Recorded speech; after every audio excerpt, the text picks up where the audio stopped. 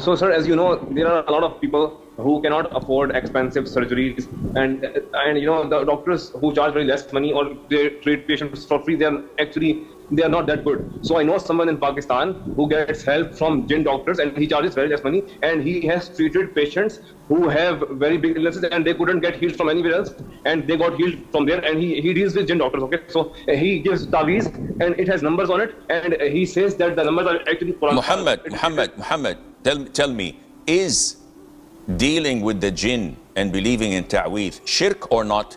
Yes or no? I mean, how is this? Yes or no? No, it is not shirk in my opinion. Okay, this is very good.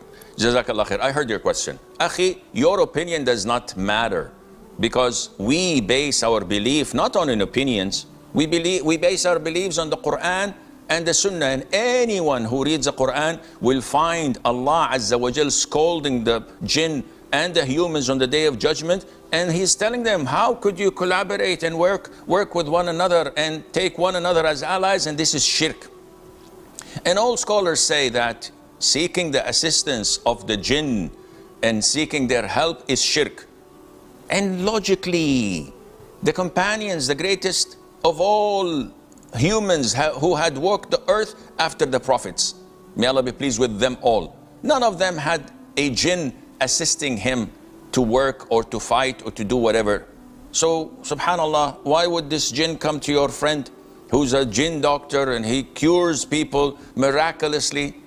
If he does not worship them, sacrifices for them, does shirk to them, believing him takes you out of the fold of Islam. Even if you pray 5 times a day, if you believe, if you trust, if you deal with him, you are out of the fold of Islam. You're not a Muslim anymore. So my friend, when you say, I believe it's not haram, this by itself is a big problem, and you have to rectify it and fix it before you meet your maker and find the consequences.